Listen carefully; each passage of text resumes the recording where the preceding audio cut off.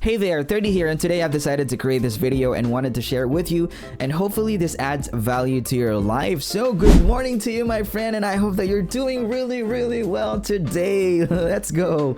Well, before anything else, I just want to say congratulations to CARLOS YULO for winning not just one, but 2 Olympic gold medals from the Olympic Games Paris 2024. Kasama na dyan si Iris Villegas for winning bronze, and Nesthy Petecio for winning bronze as well. 4 na medalya para sa Pilipinas, kapatid! That is a history right there, my man! I mean, obviously, hindi tayo satisfied dito. Mas maraming medalya pa sana in the future. But obviously, this is something that we should be celebrating for a while. Let's go! Well, speaking of celebrating, I was so fascinated by this Bible story that I want to share with you because it's worth celebrating kasi sobrang tindi ng mga ginawa ng mga characters na to dito sa Bible. And I just feel like if I share this, I hope that this would, give value, principles, and encouragement sa inyong mga buhay, so that when you go through problems in life, mas matindi yung pakikipagbaka natin. So, this video is part 12. Let's go! Do! So, question for today. Have you heard of the story of the woman bleeding for 12 years? You probably have kasi sobrang kinikwento na to kahit ng mga bata pa tayo eh. Remember the woman bleeding for 12 years? Sobrang desperado niya. She had spent all her money on doctors, medicine, blah blah blah, and hoping nagagaling, but instead her condition just got worse. And sabi niya, if only I could touch Jesus's clothes, then I'll be healed. Ganun yung faith niya. And did you know na yung story na yun, bago mangyari yun, meron na actually another story na nagpe-play? So that's just a story within another story. And that's the story of Jairus. You will find this in the book of Mark chapter 5 verses 21 to 43. So ikukwento ko na lang siya sa inyo. So the story goes, Jesus was crossing the Sea of Galilee and he was being followed by a large crowd. Kasi for context, nung unang panahon na yon, nagpapagaling, sobrang sikat ni Jesus kasi nagpapagaling na siya na may mga sakit. He was performing miracles after miracles, and so kahit saan siya pumunta, talagang sinusundan siya ng mga tao. And out of that crowd that day was named Jairus, a synagogue leader who fell at Jesus' feet and plead, Lord, pagalingin mo yung anak ko kasi malubha yung sakit niya. Please, punta ka sa bahay ko, pagalingin mo yung anak ko kasi naniniwala ko if you lay your hands on her, she will get healed. And right there and then, Jesus agreed and followed Jairus with the crowd pressing around him. At habang papunta sila sa bahay ni Jairus, suddenly there's this woman out of the crowds bleeding for 12 years. I think kinakwento kanina, she had spent all her money on doctors, thinking nagagaling siya, but instead, her condition just got worse. And hearing about Jesus, narinig niya si Jesus, she thought, if I could just touch his clothes, then I will definitely be healed. So what she did was she pushed through the crowd, and apparently she was able to touch Jesus's cloaks, and instantly her bleeding stopped, and she felt that she was healed. And then Jesus, knowing that the power had gone out from him dahil hinawakan siya, he turned around and asked, "Who touched my clothes?" And then the woman was so frightened and was so fearful, pero he fell at Jesus' feet and sinabi niya, Lord, ako yung humawak nun, pasensya ka na. And she was probably expecting a negative, reaction from Jesus kasi remember, she was unclean, she was bleeding for 12 years and she was not supposed to be there. But instead, sabi ni Jesus, daughter, your faith has healed you. Go in peace and be freed from your suffering. Iba yung reaction na in-expect niya siguro. And then after that, some messengers came from Jairus' house with the terrible news, saying, Uy, Jairus, yung anak mo patay na. Wag mo nang papuntahin si Jesus sa bahay niyo. And then Jesus overheard that while they were talking to Jairus. And then sabi ni Jesus kay Jairus, Op, don't be afraid. Don't be afraid. Just believe. And so, they got to their house, and nung pagdating nila doon, sobrang daming umiyak. There were a lot of weepers crying so loudly because namatay na yung anak niya. But then again, Jesus said, the child is not dead. She was just asleep. And after niyang sabihin yon, a lot of people nagtawanan sa sinabi niya. But Jesus took Jairus, his wife, and his closest disciples. They went to the room where the girl was laying. And what Jesus did was, he took her hand and said, Talita kaum. That means, little girl, I say to you, get up.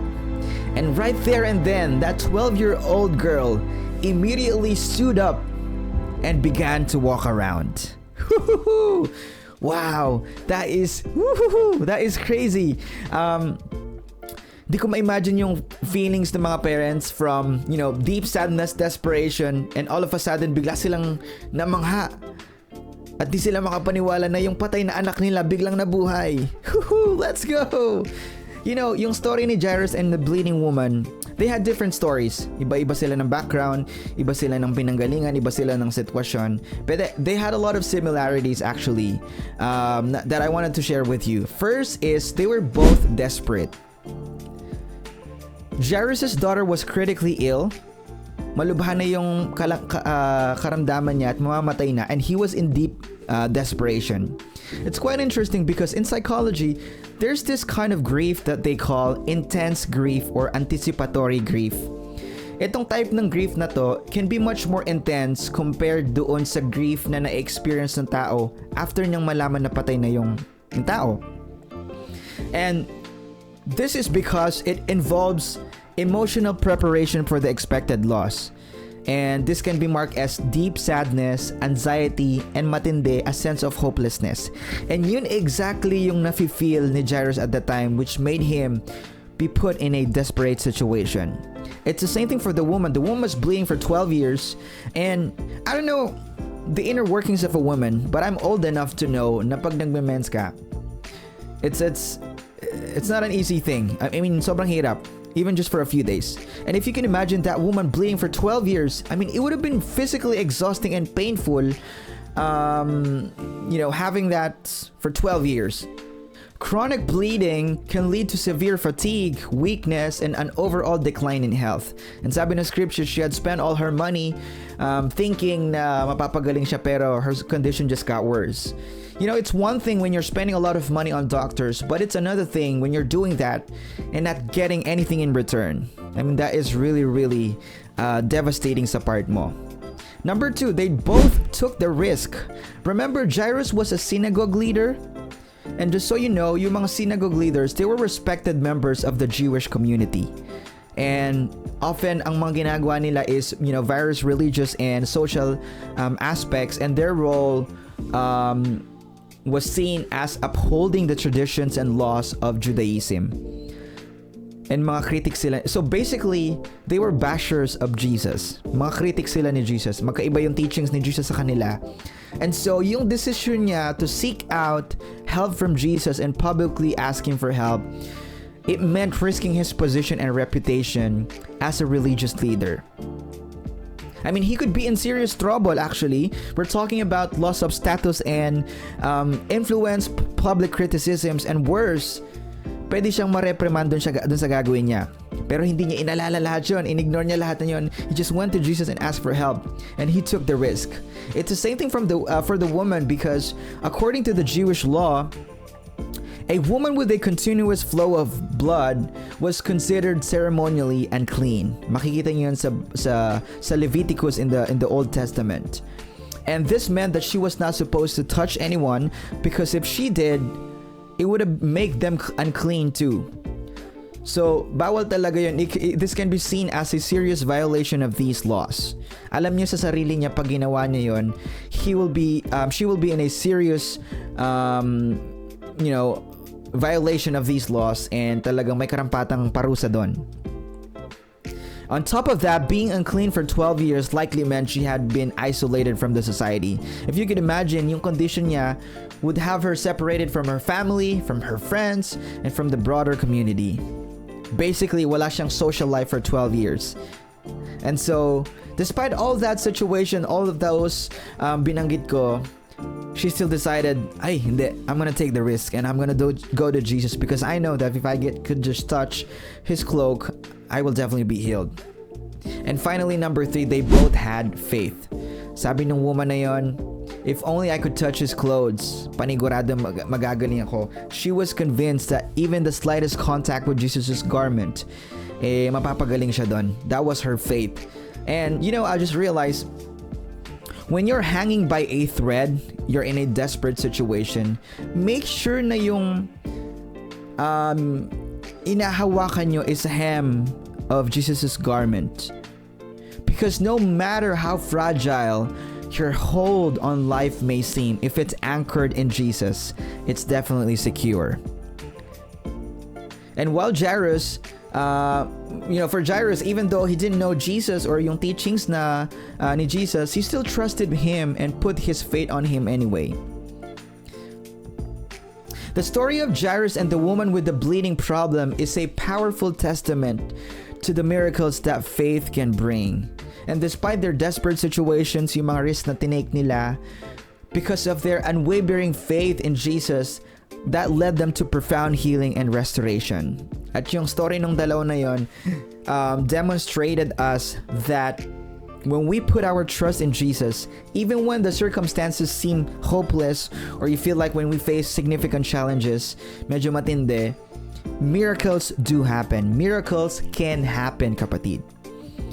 Alam niyo, naisip ko lang, before Jairus met Jesus, his daughter was critically ill. Malubha na yung sakit, pero buhay pa rin naman.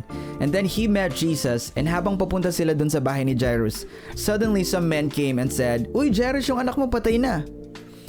So, before he met Jesus, buhay pa yung anak. Tapos, nung kasama niya na si Lord, namatay na yung anak. And then I realized, minsan, kung kailan ka mas lumalapit kay Lord, dun mas lumalala yung sitwasyon, dun mas dumarami yung problema. And then you begin to ask yourself, tama pa ba yung decision na ginawa ko? But let me tell you, hindi ibig sabihin na lumalala yung sitwasyon, you're on the wrong track. In fact, the very moment that you've decided to get close to God is the very moment that you added a miracle-working God into your life. Alam niyo ibig sabihin nun? Ibig sabihin nun, meron kang kakampi na kayang gumawa ng milagro against your problems and challenges in life. So you can be assured na lahat ng yon, panigurado, panalo lahat. And hindi ko alam para kanino to, no?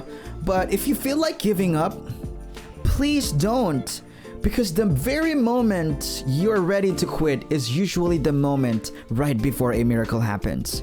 So kapit lang, kapatid, because your miracle is on the way. So, I hope you've learned something today, and I hope you were encouraged by this topic. If you like this video, please consider to subscribe so you get updated with the upcoming videos. Thank you, mga kapatid, and I hope that you have a good one. Bye!